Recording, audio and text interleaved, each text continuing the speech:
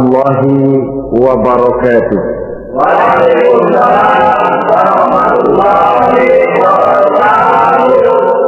Bismillahirrahmanirrahim. Alhamdulillahi rabbil alamin. Wassalatu wassalamu ala asyrafil anbiya'i wal mursalin, imamil muttaqin, sayyidil ghurril muhajjalin, wa ala alihi wa sahbihi ajma'in, amma ba'du. Saudara-saudara kaum muslimin rahimakumullah, pada pertemuan terdahulu sudah kita bicarakan tentang memperbaiki akhlak, baik akhlak kepada Allah Subhanahu wa ta'ala, akhlak kepada sesama manusia, maupun akhlak kepada makhluk Allah lainnya di luar manusia. Kemudian secara umum Al-Imam Al-Ghazali rahimahullah membagi akhlak dalam dua bagian besar. Pertama, apa yang oleh beliau dinamakan al-akhlakul mahmudah, yaitu akhlak yang terpuji. Seseorang yang kepada Allah ia bertauhid, dalam pergaulannya dengan sesama manusia ia mempunyai sifat-sifat yang terpuji seperti rendah hati, sabar, jujur, ikhlas, dan lain sebagainya. Kemudian dalam sikapnya kepada makhluk Allah di luar manusia, ia dapat mengembangkan nilai-nilai ihsan sesuai dengan tuntunan imannya. Ini seluruhnya dinamakan al-akhlakul mahmudah atau akhlak yang terpuji. Kemudian yang kedua oleh beliau dinamakan al-akhlakul mazmumah, yaitu akhlak yang tercela. Seseorang yang di dalam sikapnya kepada Allah mempunyai sifat-sifat kufur, baik dalam bentuk kemusyrikan, kemunafikan, atau hal-hal yang bisa menyebabkan ia menjadi murtad. Lalu dalam pergaulannya dengan sesama manusia, ia mempunyai sikap yang tidak terpuji, sombong, riya, ujub, dusta, khianat, suka menggunjing dan memfitnah, dan lain sebagainya. Sedangkan sikapnya kepada makhluk Allah di luar manusia, ia senantiasa menimbulkan kerusuhan. Itu seluruhnya dinamakan dengan al-akhlakul mazmumah atau akhlak yang tercela. Untuk memperoleh akhlak yang baik, yang dalam bahasa populernya dinamakan al-akhlakul karimah, para ulama sufi memberikan tuntunan. Pertama, melalui jalan yang disebut tafalli. Yang kedua, tahalli, dan hasilnya nanti akan membuahkan tajalli. Tafalli artinya mengosongkan diri dari segala macam sifat yang tercela. Sombongnya dibuang, riyaknya dihilangkan, suka fitnahnya musnah, dustanya berhilang. Itu semuanya dinamakan tafalli, mengosongkan diri dari seluruh sifat-sifat yang tercela. Apabila ini sudah berhasil dilaksanakan oleh seseorang, ia naik kepada tingkat yang selanjutnya dinamakan tahalli. Tahalli artinya menghiasi diri dengan seluruh sifat-sifat yang terpuji. Bila sombongnya hilang, berganti dengan tawadhu. Bila dustanya hilang, berganti dengan jujur. Bila khianatnya hilang, dihiasi hatinya dengan amanah, dan begitu selanjutnya. Hasil daripada tahalli, menghiasi diri dengan segala sifat-sifat yang terpuji, akan mengantarkan orang untuk sampai kepada tajalli, bisa menyaksikan kebesaran Allah Subhanahu wa ta'ala. Maka pada pertemuan kali ini kita akan mulai dengan yang pertama, tahalli, mengosongkan diri dari seluruh sifat-sifat yang tercela, menjauhkan diri dari semua akhlak-akhlak yang tidak baik.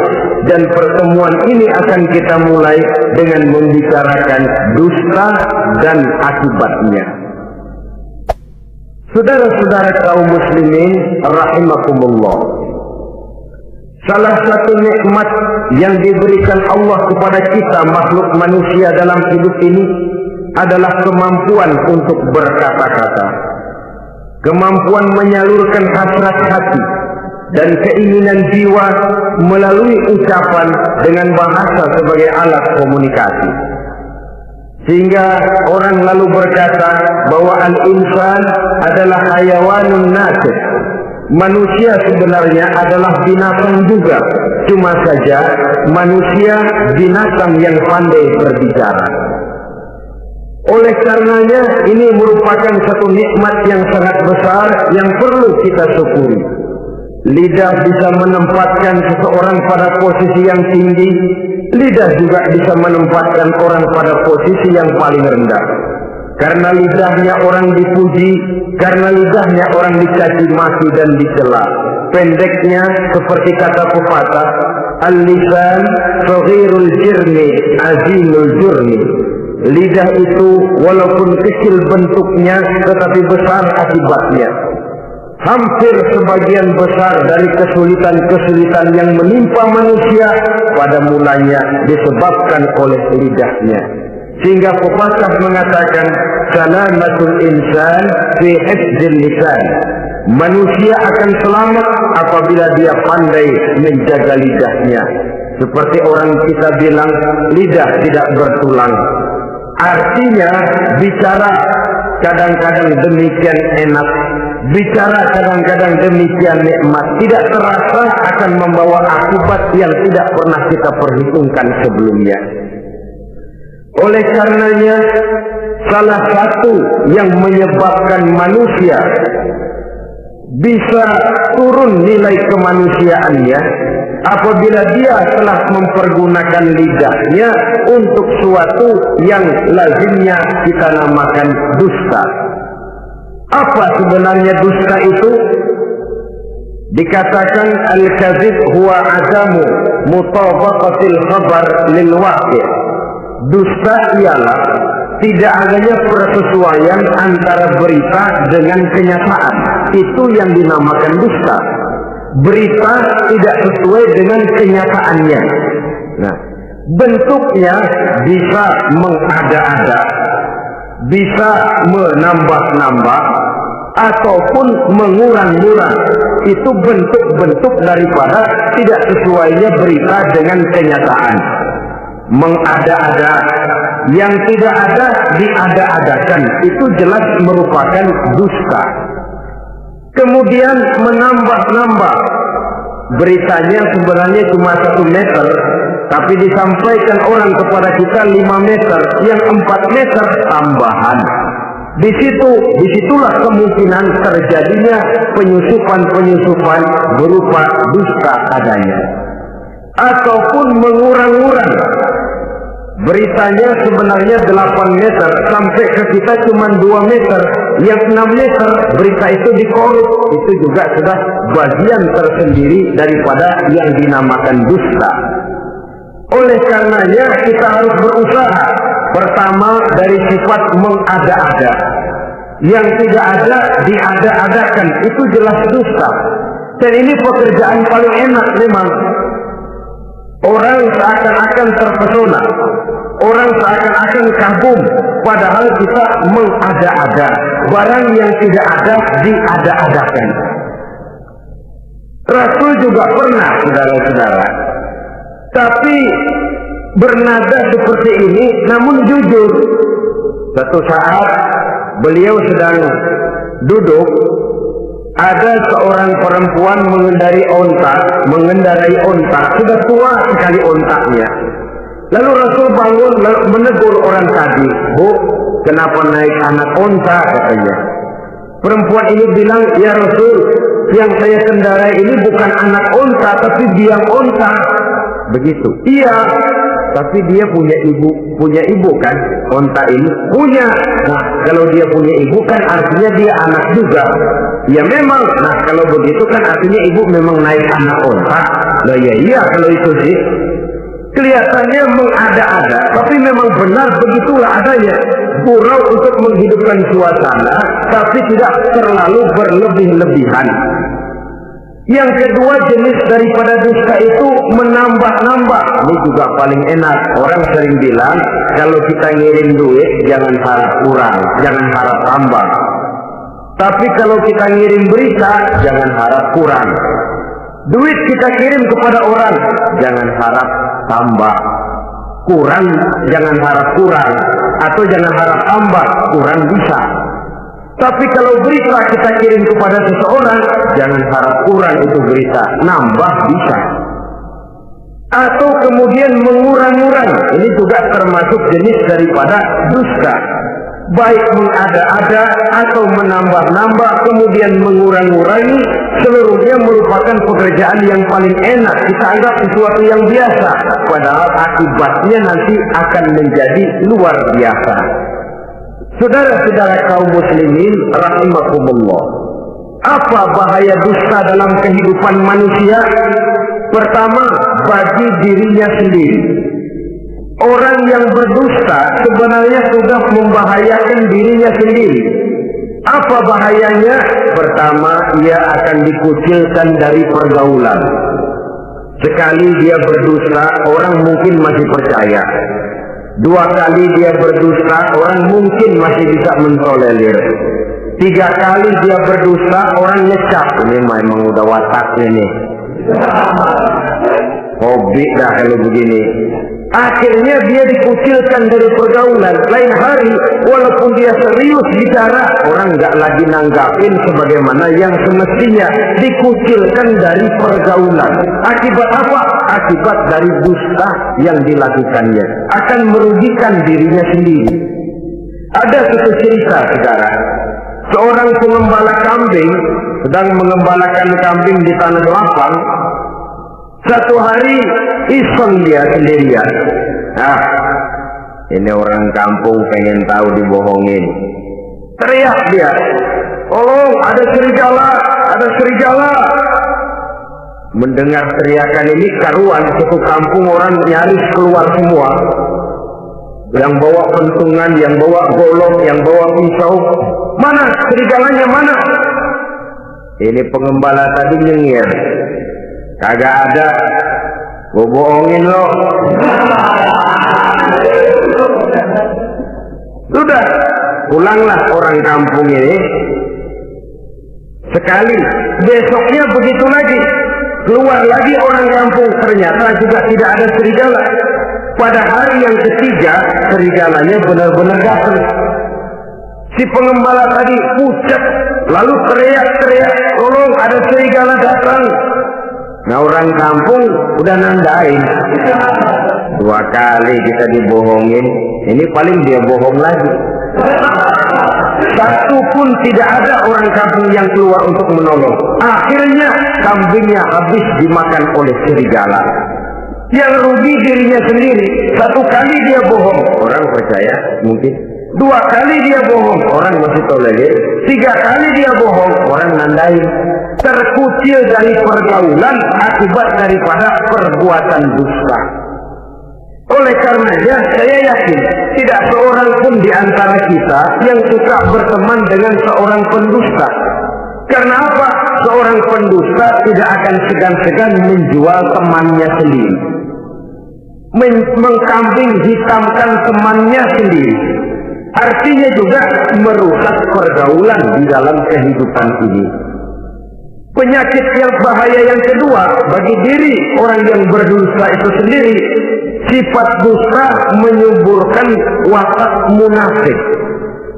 Nabi bersabda, ayatul munafiki salatu. Tanda-tanda orang munafik itu ada 3. Tandanya, biasanya kalau tandanya ada, ya munafiknya insya Allah ada. Apa tanda orang munafik itu? Pertama, iza haddatsa kadzdzaba.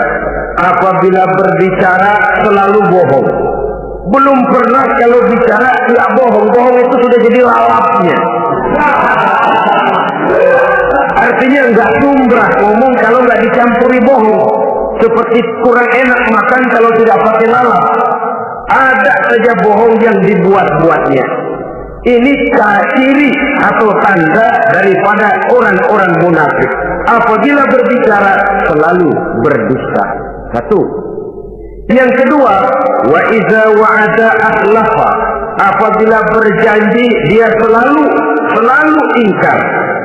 Selalu ingkar tanpa uzur yang dibenarkan oleh syar'i, itu termasuk ciri daripada orang-orang munafik. Karena itu kita oleh agama diajarkan jangan memastikan sesuatu. Pernah Rasulullah ditegur oleh Allah Subhanahu wa ta'ala ketika datang orang bertanya, "Ya Rasul, Ashabul Kahfi itu sebenarnya berapa orang jumlahnya?" Ada yang bilang 5 orang, 6 dengan anjingnya. Ada yang bilang 6 orang, 7 dengan anjingnya. Ada yang bilang 8 orang, 9 dengan anjingnya. Yang benar yang mana Rasul? Rasul menjawab, besok. Jawabannya besok. Kenapa Rasul berani mengatakan jawabannya besok? Sebab beliau ngandelin. Biasanya kalau ada pertanyaan dari umat, lalu turun wahyu sebagai jawaban atas pertanyaan tadi. Sudah, besoknya dari pagi Rasul nunggu wahyu turun. Enggak turun. Besok nunggu lagi, enggak turun juga. Bingung. Sekali turun malah negur beliau.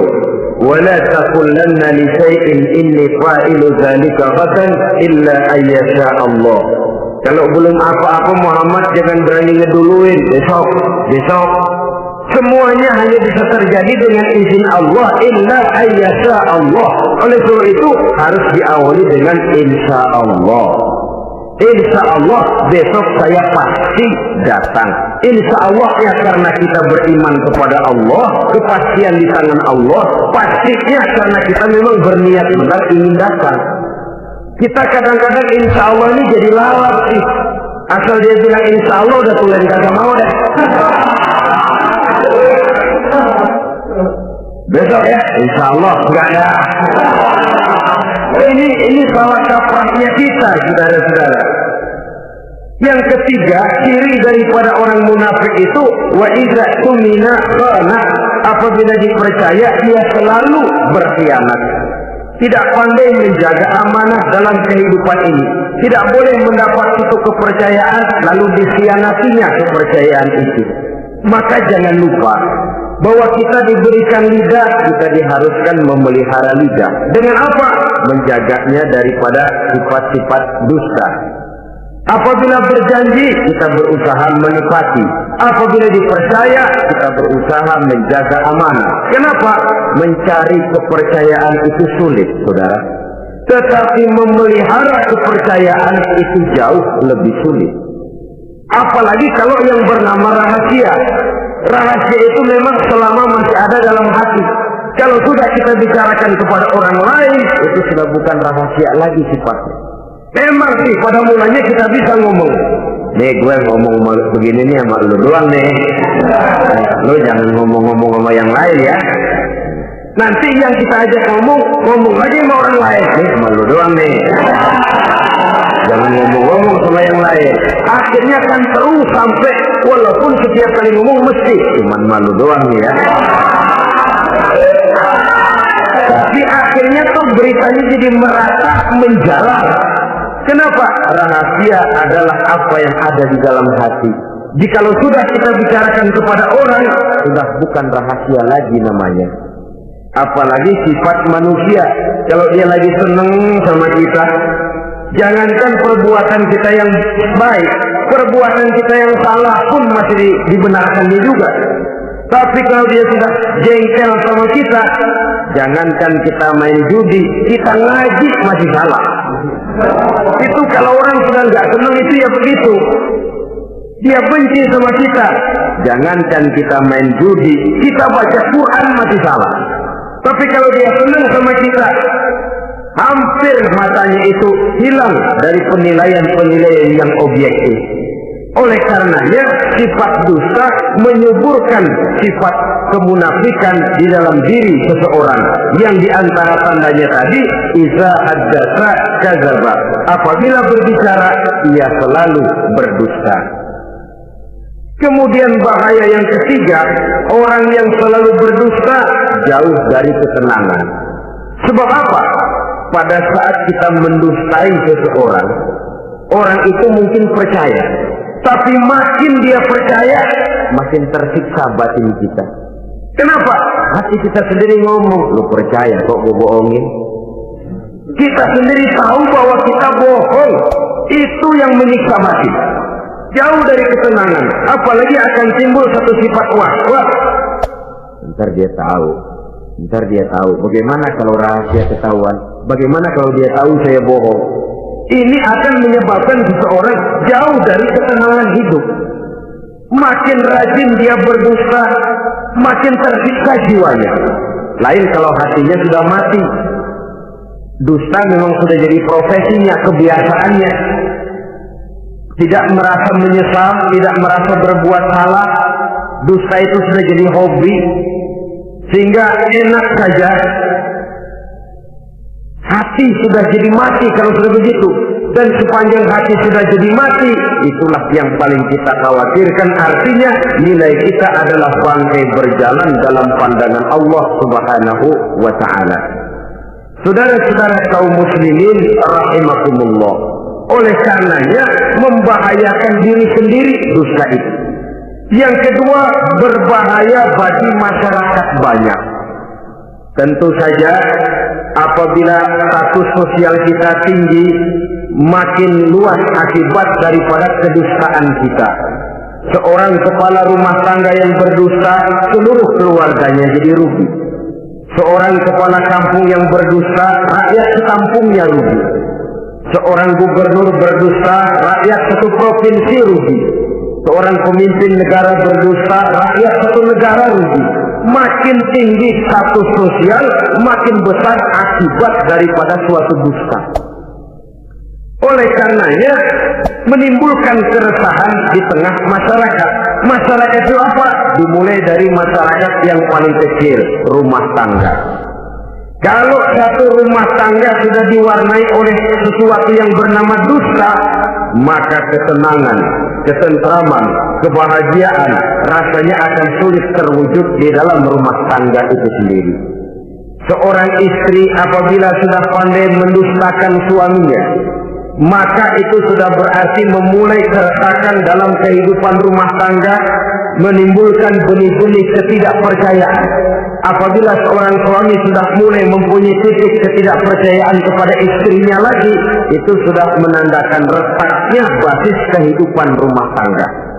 Istri yang mendustakan suaminya, umpamanya diberikan nafkah, lalu mestinya sebenarnya sudah diperhitungkan cukup, uang masih ada, dikatakannya habis, dan lain sebagainya.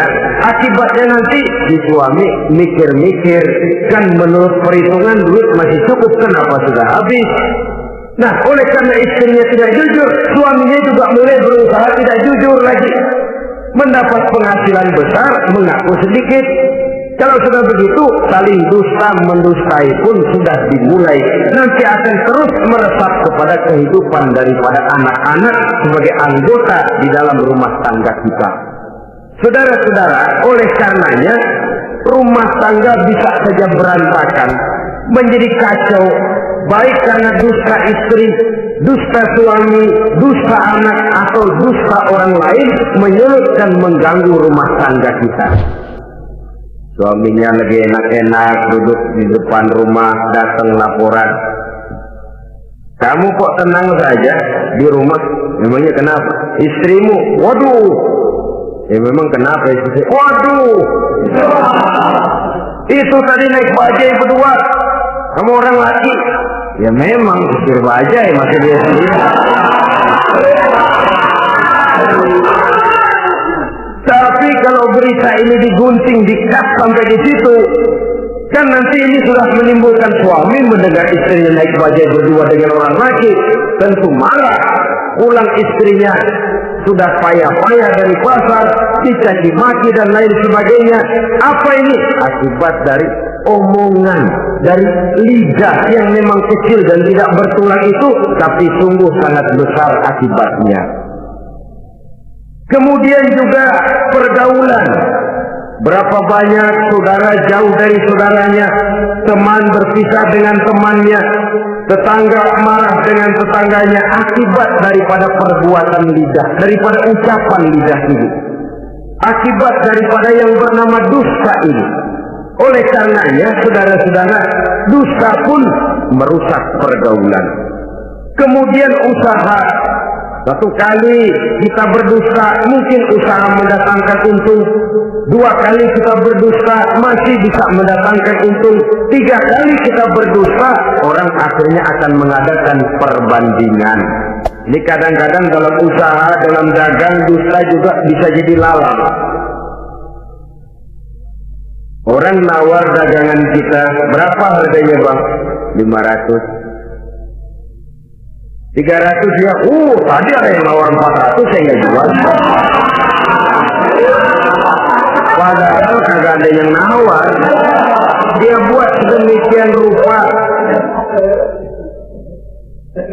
Atau kadang-kadang tidak segan-segan memakai sumpah untuk membela kebohongannya, ya, walaupun sebenarnya bukan sumpah, karena sumpah itu harus dengan lafzul jalalah, wallahi atau billahi, atau demi Allah. Kadang-kadang dengan kata-kata yang kasar. Modalnya cuma 500, tapi ketika ditawar orang, yang bener aja nawar bu, padahal ini saya beli modalnya aja 700 perak, biar mampus nih. Dia beli cuma 500, ngaku modalnya 700 pakai biar mampus lagi.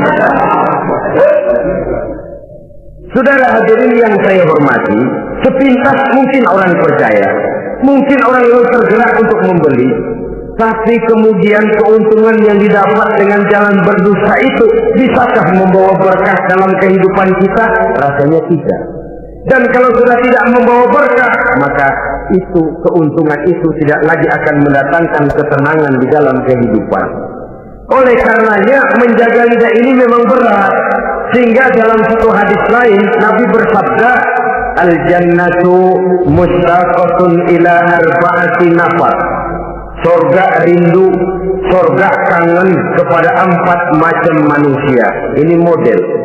Biasanya manusia yang kepengen benar masuk surga, ini malah surganya yang rindu, kangen benar kepengen dimasuki oleh 4 macam manusia. Siapa mereka? Pertama, taliyil Quran. Orang yang gemar, hobi membaca Al-Quranul Karim. Orang yang gemar membaca Al-Quran dirindukan oleh surga. Apa membaca sekedar membaca? Ya, membaca Quran dan beribadah dari sebab membaca itu mengerti atau tidak mengerti artinya. Tapi jangan lupa, membaca adalah alat agar kita mengerti. Mengerti adalah sarana agar kita bisa mengamalkan dengan baik. Itu maksudnya. Baca Al-Quran agar kamu mengerti isinya. Kalau sudah kamu mengerti isinya, kamu bisa mengamalkannya dengan baik. Jadi semua pun yang dimaksud di sini adalah orang yang gemar membaca Al-Quran, tapi prosesnya setelah membaca, orang mengerti. Sebab orang hanya bisa mengerti kalau dia sudah membaca. Kemudian apabila mengerti, dia terdorong untuk mengamalkan. Tahlil Quran bukan hanya orang yang sekedar gemar membaca Al-Quran, tapi juga yang membawa gaya hidup yang Qurani. Saudara-saudara kaum muslimin rahimakumullah, tahlil Quran, orang yang gemar membaca Al-Quran dirindukan oleh surga. Yang kedua, wa mut'imil ji'an, orang yang memberi makan orang yang kelaparan. Nabi memberikan anjuran sangat, siapa yang ingin dekat dengan aku di hari akhirat nanti, bersahabatlah ia dengan yatim, dengan piatu, dengan janda-janda tua yang miskin, perlu uluran tangan, mereka yang hidup di bawah garis kemiskinan. Bila diberikan kelebihan rezeki oleh Allah, bersahabatlah dengan orang yang tidak mampu. Mut'imil ji'an, orang yang memberi makan orang kelaparan, dirindukan oleh surga. Saudara-saudara kaum muslimin rahimakumullah, demikian besar perhatian Islam terhadap kepekaan sosial, terhadap kesetiakawanan sosial ini, sampai dalam ayat Al-Quran dijelaskan oleh Allah Subhanahu wa taala, "Ara'aita allazi yukadzibu bid-din, fadzalika allazi yad'u al-yatim wa la yahuddu 'ala ta'amil miskin."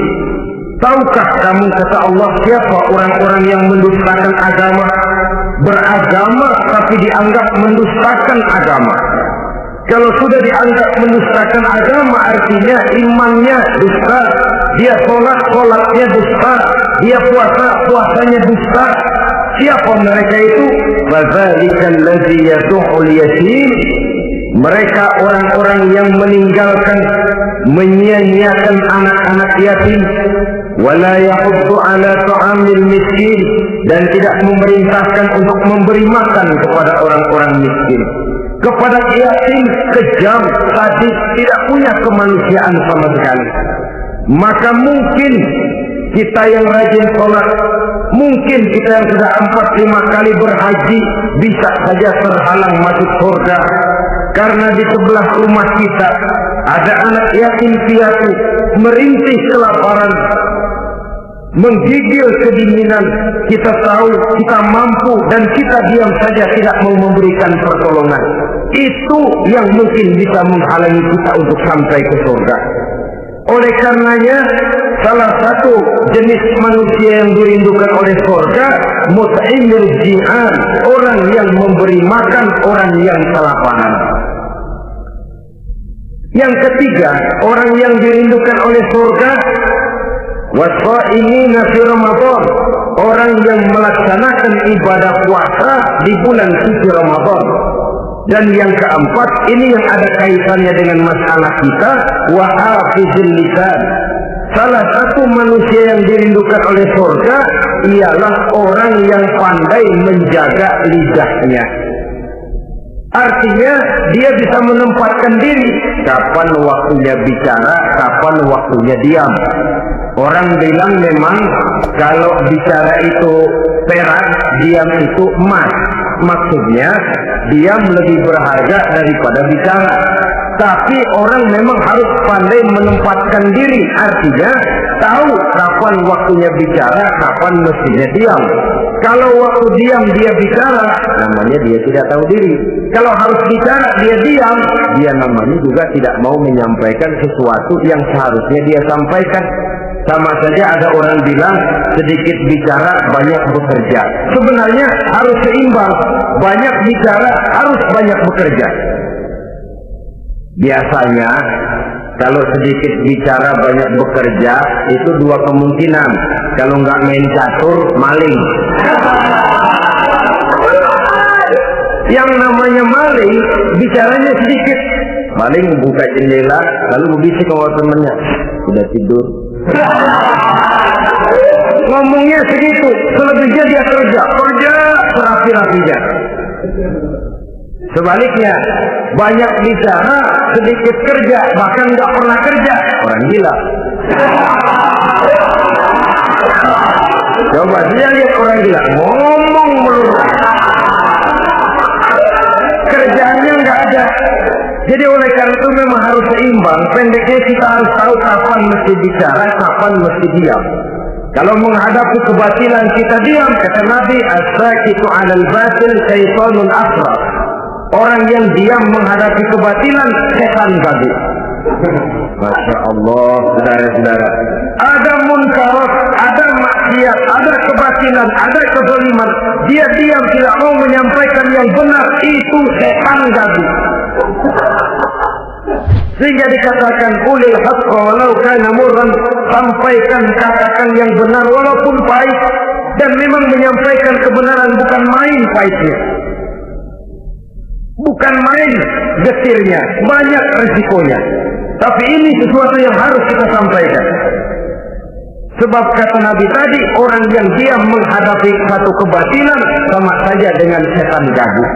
Orang yang pandai menjaga lidahnya dirindukan oleh surga. Dan ini walaupun kelihatannya pekerjaan ringan, kecil, Berat, saudara-saudara. Bahkan diceritakan Nabi Ibrahim itu pernah nangis di hadapan Allah Subhanahu wa Ta'ala. Ketika ditegur, ditanya, kenapa kamu menangis Ibrahim? Saya ini seumur hidup pernah 3 kali berdusta, ya Allah. Bagaimana saya tidak bingung mempertanggungjawabkan ini di hadapanmu? Nabi Ibrahim seumur hidup 3 kali bohong, bingung, nangis. Kita sehari 16 kali bohong, nyengir. Nggak ada bingungnya, emang hobi. Kalau nggak bohong, puyeng palanya. Tiap hari selalu mencari sasaran. Siapa lagi gue bohongin? Saudara-saudara kaum muslimin rahimakumullah, kelihatannya pekerjaan ini kecil, ringan, tapi sungguh berat. Mengerem lidah, menjaga lidah daripada perbuatan ucapan-ucapan yang tidak mengandung manfaat, apatah lagi sampai bersifat dusta dan membahayakan orang lain. Oleh karenanya, dusta ini, kalau dalam agama, berdusta dalam agama biasanya munafik. Mulutnya beragama, tapi hatinya kafir. Jelas itu munafik. Itu dusta juga, dusta yang membawa kita kepada dosa kelas kasar. Ya kalau kita mendustai teman, memang dosa. Dosa yang nilainya tidak sebesar kalau kita mendustai agama. Tapi sungguh pun demikian, dosa kecil-kecil juga kalau ditumpuk banyak juga. Padahal kata Imam Ghazali, hati itu seperti kaca. Dosa itu debu yang nempel di kaca. Kalau debu-debu itu terus numpuk, kita malas ngelapnya, malas ngebersihinnya. Jadi satu berkarat di kaca, susah banget ngebersihinnya. Coba kaca kalau udah karatan, pakai silet kita gosok, setengah mati. Begitu juga perbuatan dosa. Kalau kita senang dusta, biarinlah dosa kecil. Bohong lagi, bohong lagi, bohong lagi. Numpuk berkarat di hati itu dosa. Nah hati itu kalau sudah dilingkungi oleh karat, nur, cahaya kebenaran itu sulit untuk masuk. Karena dia sering berdusta, orang lain dianggap sama juga sama dirinya. Ini silakan. Oleh karenanya timbul sifat menyamakan orang lain dengan keadaannya sendiri.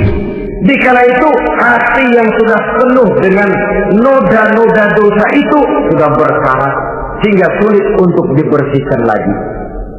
Itu sebabnya Nabi berpesan, ittaqillaha haitsu ma kunta wa atbi'is sayyi'atal hasanata tamhuha wa khaliqin nasa bi khuluqin hasan. Bertakwalah kamu kepada Allah dimanapun saja kamu berada. Bertakwa dimanapun saja kamu berada. Di pasar takwa kita, di kantor takwa kita, di masjid takwa kita, di rumah tangga bertakwa kepada Allah dimanapun saja kamu berada. Kita sih kadang-kadang takwa juga, cuman musiman. Takwa kita pakai tempat. Asal lagi duduk di masjid, dengerin pengajian, dengar kiai pidato, manggu takwa. Keluar dari masjid, teler aja lagi.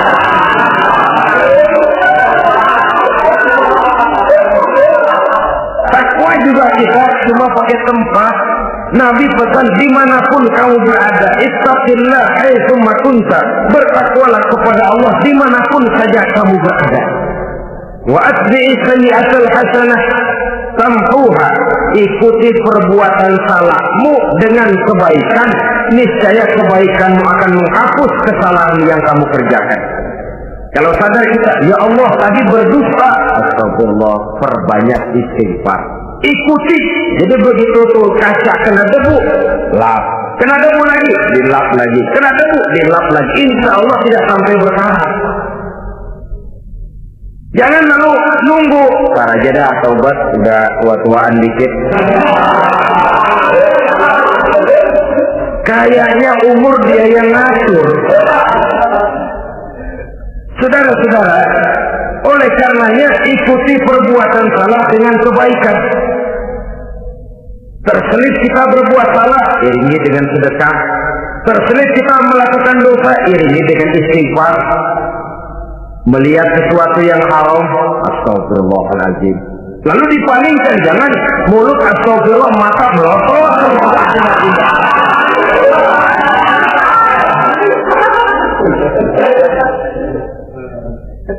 Wa khaliqin nasa bi khuluqin hasanin, dan bergaulah dengan manusia mempergunakan akhlak yang baik. Ini pesan daripada Rasulullah sallallahu alaihi wasallam.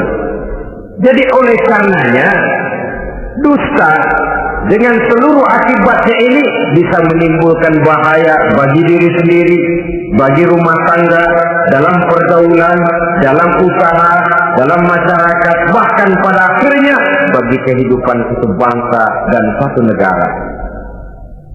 Lidah yang kecil tapi besar akibatnya bisa menyengsarakan manusia atau menempatkan manusia dalam satu posisi yang tinggi.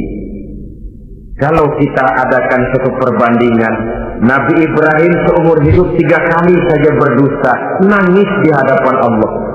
Kita yang hampir tidak ada hari, ya kalau orang sekarang bilang tiada hari tanpa olahraga. Rasanya kita kalau mau jujur bisa juga bilang tiada hari tanpa bohong. Pernahkah kita menangis menyesali dusta yang sudah kita lakukan? Berapa banyak orang yang sudah kita janjikan kita gantung dengan janji itu. Padahal dia punya hajat yang demikian sangat bergantung kepada kita. Tapi lidah ini enak saja. Gampang dah. Tar. Sok. Gampang dah itu mah. Beres dah beres. Enggak ada yang enggak beres. Semuanya kalau lidah kita beres, gampang, ntar, besok, enak, endah aja.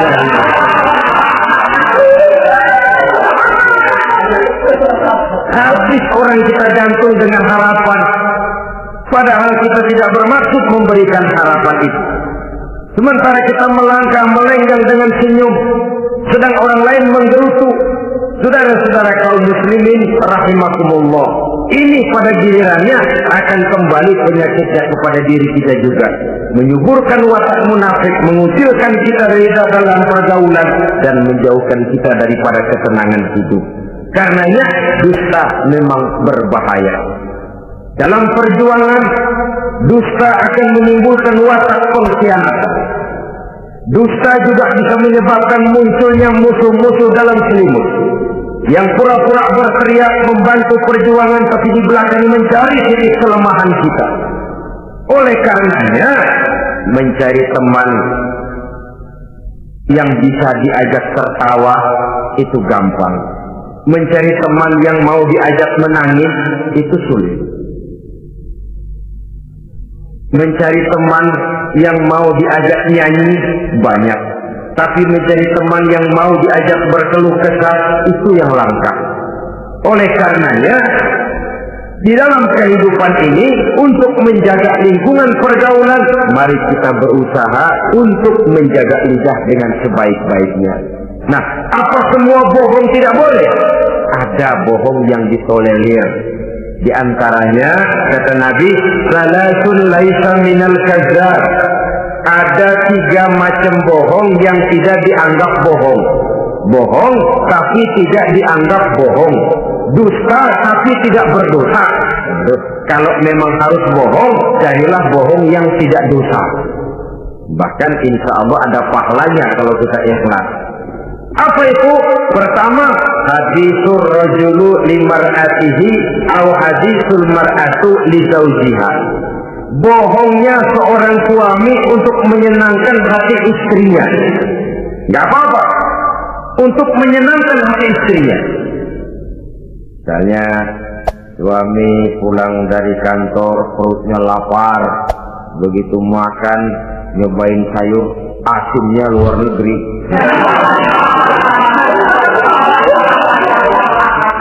Baru dicobain sedikit, suaminya udah celam-celam, melotot matanya. Istrinya negor, bang sayur keasinan ya.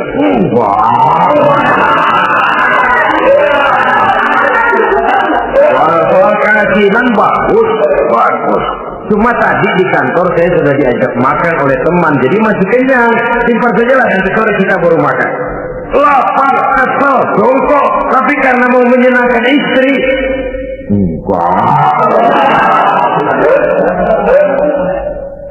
Atau sama saja dustanya seorang istri untuk menyenangkan hati suaminya. Bisa saja itu terjadi. Suaminya beli sendal buat istri, mahal, padahal murah, kena mahal, warnanya gak enak dilihat, potongannya norak. Suami istri tahu kalau itu sendal murah. Suaminya tanya, gimana bu sendal yang saya beli? Wah, cakep bener bang, luar biasa. Tangga kita mana ada yang pakai sendal begitu. Memang kagak ada, jelek.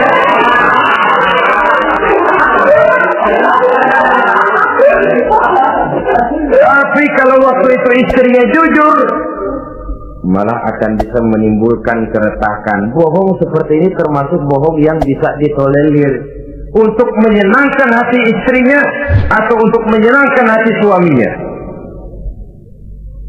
Tapi lalu jangan dieksploitir. Jangan dieksploitir dalam arti untuk menutupi untuk menutupi perbuatan salahnya lalu berdusta. Menutupi perbuatan salahnya, itu yang tidak boleh. Sebab bagaimanapun ditutupi perbuatan salah, toh akhirnya akan naik juga ke permukaan. Yang kedua, al-kadzib li islahi zatil bain. Dusta untuk mendamaikan dua orang yang sedang berselisih. Itu boleh. Malah Raja Iblis, kalau ada dua orang yang sedang berselisih, marahan kita jadi tukang sulut, tukang ngipasin. Datang ke sana ngipasin, datang kemari ngipasin. Tidak mendamaikan. A marah sama B. Datang kita sama A katanya kamu marahan sama B. Ya itu B kurang aja. Enggak begitu. Saya kemarin ketemu di si B, dia bilang kangen sama sampean, pengen ngobrol sama-sama. Padahal B nggak pernah ngomong apa-apa. Dia bohong, dia olah sedemikian rupa supaya orang yang berselisih jadi damai. Itu bohong yang berpahala malah. Yang ketiga, bohong untuk menyelamatkan jiwa seseorang. Itu boleh. Ada orang mau membunuh, PKI nyari ustad. Nah, kamu tahu rumahnya Ustadz Ano? Kamu tahu? Tahu pak? Gimana? Bapak mau apa? Mau saya bunuh dia, kurang ajar. Oh, orangnya nggak ada pak. Mana? Wah, tahu keluar negeri, keluarnya lagi kali dah. Jauh. Padahal orangnya ada di dalam, tapi dia berdusta untuk menyelamatkan jiwa orang yang sedang terancam.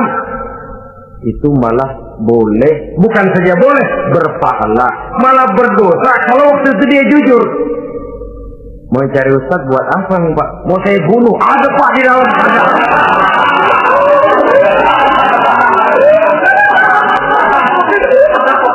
Sentimen, kalau perlu saya bantuin pak ada.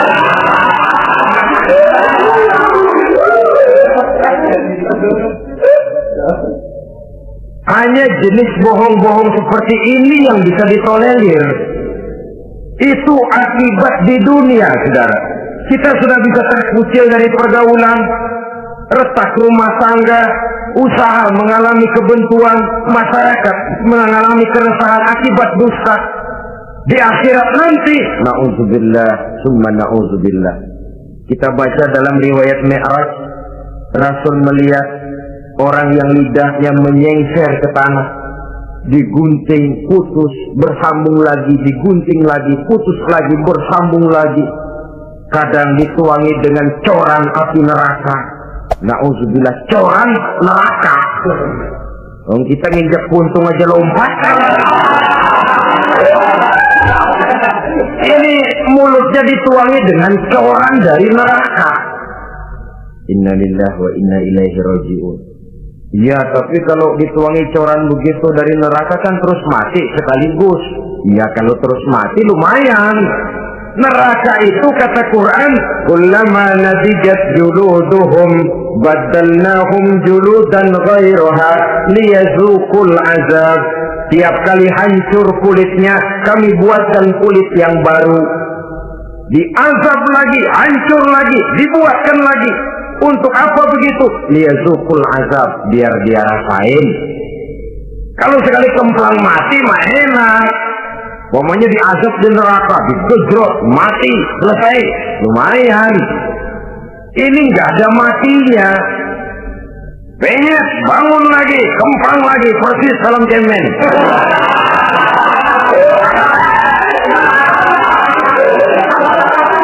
Cuma kalau film cemen mah film, dan itu jelas dusta, di neraka orang tidak kenal mati. Hancur jasadnya, dibuatkan lagi, diazab lagi, dan begitu selanjutnya. Jangan lalu berhitung. Kalau dosanya kebanyakan kan malaikat Malik gemes, ntar dilemparin ke neraka, kelebihan liwat. Jadi nggak mampir di neraka. Ya nggak mungkin, saudara-saudara. Tiap kali hancur kulitnya, diganti dengan kulit yang baru. Untuk apa itu? Liyazuqul azab. Biar dia rasakan benar azab itu. Allahu Akbar. Sudah di dunia dia mendapat akibat yang sedemikian rupa dan punya akibat buat yang lain. Di akhirat nanti dia akan menanggung azab. Apalagi kalau dustanya sampai membuka aib saudaranya sendiri. Dusta untuk menelanjangi orang lain. Logikanya saja, kalau ada teman kita atau aurat kita terbuka, kita harus menutup. Muslim dengan muslim seperti satu badan. Bila yang satu sakit, yang lain ikut merasa sakit. Bila yang satu tercela, yang lain ikut merasa tercela. Dikala itu kita harus justru menutupi aib orang lain. Malahan Nabi mengatakan, siapa yang menutupi aib saudaranya di dunia ini, saudaranya muslim, Allah akan menutupi aibnya di akhirat nanti. Kita kadang-kadang bukan nutupin sih, malah ngorek-ngorek. Kadang-kadang nggak tahu aja belah nggak tahu. Ya, gue dengar anak, banyakan dia ngipasinnya. Saudara-saudara kaum muslimin rahimakumullah. Begitu lidah yang suka berdusta digunting dari gunting api neraka, terpotong dibulatkan lagi, terpotong dibuatkan lagi, tidak henti-hentinya sampai kepada hari akhirat nanti. Karena itu berlindung kita kepada Allah. Jangan sampai diberikan lidah yang gemar berdusta, tapi lidah yang gemar mengatakan yang benar walaupun terasa pahit.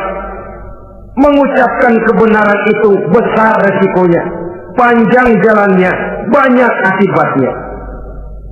Mencegah kemunkaran besar resikonya, tapi itu harus kita lakukan. Setidaknya mencegah kemunkaran. Rasulullah sallallahu alaihi wasallam dalam satu hadis menyatakan, iyyakum wal kadhiba fa innal kadhiba yahdi ilal fujuri wal fujuru yahdi ilan nar. Hati-hatilah kamu daripada sifat dusta, sebab sesungguhnya dusta membawa kepada perbuatan durjana, dan perbuatan durjana menggiring orang kepada neraka. Mula-mula memang ucapan, dari ucapan orang melangkah kepada perbuatan, dan perbuatan itulah yang akan jadi penilaian Allah. Jikalau baik, dia akan menyebabkan kita ke surga. Jikalau tidak baik, perbuatan kita jugalah yang akan menjerumuskan kita ke dalam neraka. Dimulai dari suka berdusta. Akibat lidahnya gemar berdusta, perbuatannya pun merupakan perbuatan dusta. Suka pura-pura, mental munafik. Artinya hilang sifat kejujuran dalam dirinya. Apabila ini sudah melembaga dalam kehidupan seseorang, sulit dia melepaskan diri dari cengkraman dusta itu sendiri. Untuk jangka pendek di dunia ini maupun jangka panjang di akhirat nanti, dusta hanya akan membawa malapetaka bagi diri yang bersangkutan dan juga bagi orang lain. Benar kalau tadi pepatah mengatakan salamatul insan fi hifdzil lisan. Bahkan ada yang bilang kalau lidah lukai hati, kalau pedang lukai tubuh masih kan ada harapan sembuh. Kalau lidah lukai hati, kemana obat hendak dicari? Kita tampar orang dengan tangan 2-3 hari, 2-3 jam bahkan sudah hilang bekas tamparan itu. Tapi kita tampar orang dengan lidah, dengan ucapan, seumur hidup dia akan tetap ingat. Kita bohongi orang, kapan ketemu dia ingat nih, dia nih yang kerjanya bohongin melulu. Gimana aja ada bohongnya. Kalau sudah dicap sebagai pendusta, kita memang nggak tahu, tapi tiap kita jalan orang iringi perjalanan kita. Pembohong, pembohong. Saudara, masyarakat ini punya hukum yang tidak tertulis, tapi lebih kuat dan lebih kejam daripada hukum yang tertulis. Sehingga lalu orang mengatakan sekali aren tercoreng di dahi, seumur hidup orang tak percaya. Ini artinya hukum masyarakat itu lebih kejam daripada hukum yang tertulis. Sekali kita dicap sebagai pendusta, lain kali kita mau benar-benar banget juga. Aku benar-benar banget ini, sumpah dah. Alah, sumpah lo udah lalap dah, kagak laku. Ya Allah, kita sumpah pun orang nggak percaya. Ya kalau binatang kita pegang ekornya, barangkali. Tapi kalau orang jelas omongannya yang kita pegang. Ya kalau omongannya sudah nggak bisa dipegang, apanya lagi yang kita harapkan? Oleh karenanya, saudara-saudara, lidah yang kecil bentuknya tapi besar akibatnya ini harus diisi dengan nilai-nilai iman. Lidah yang sudah dimasuki nilai iman akan berat untuk berdusta, berat untuk memfitnah, berat untuk menggunjing, ringan untuk mengucapkan yang baik, ringan untuk zikrullah, ringan untuk baca Quran, ringan untuk musyawarah terhadap hal-hal yang baik. Lidah yang ada imannya, aduh berat saja kalau sudah memfitnah orang, berat kalau harus menggunjing orang. Tapi lidah yang belum ada imannya, nyelonong saja, licin kalau diajak fitnah, licin kalau diajak ngata-ngatain orang, licin kalau diajak mengadu domba orang lain. Dan ini akan berakibat nantinya timbulnya keretakan, keresahan sejak dari pribadi, rumah tangga, masyarakat luas. Akibat apa? Dusta. Dari sekian dusta yang paling kita khawatirkan adalah kalau kita sampai dicap oleh Allah sebagai pendusta agama. Beragama tapi dianggap pendusta. Agama sekedar lipstik, agama sekedar dekorasi, agama sekedar penghias kartu tanda penduduk, tapi hidup jauh dari tuntunan nilai-nilai agama. Pendusta-pendusta agama semacam ini pada gilirannya akan terkena penyakit yang disebut munafik. Iman lidahnya tapi kufur hatinya. Islam ucapannya tapi kufur perbuatannya. Nah, ini resikonya sangat besar. Adapun dusta-dusta kepada orang lain, dosa ya dosa, tapi dosa yang mudah untuk bertaubat. Kalau saya katakan mudah untuk bertobat, saya bukan merangsang kita untuk berdusta, bukan. Tetapi jangan lupa seperti saya katakan tadi, bagaimanapun ringannya suatu dosa, kalau ditumpuk dan ditumpuk, dia akan berurat, berakar dan berkarat di hati kita. Dan bukankah hati itu merupakan cerminan dari seluruh